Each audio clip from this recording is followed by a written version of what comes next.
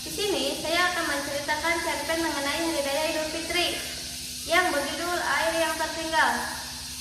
Satu hari di Hari Raya Idul Fitri, saya bersama keluarga saya pergi berziarah ke makam ibu saya. Saat kami semua tiba di lokasi, kami baru menyadari bahwa air yang seharusnya diberikan kepada makam ibu saya tertinggal. Pada awalnya, kami semua tidak menyadari bahwa air tertinggal.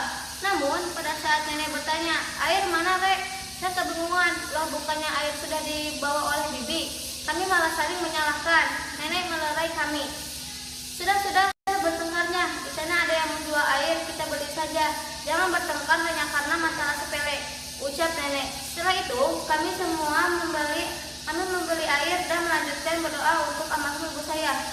Kesimpulan yang saya dapat, pentingnya berhati-hati dan tidak tergesa-gesa dalam tindakan, dan carilah solusi terlebih dahulu daripada saling menyalahkan orang lain.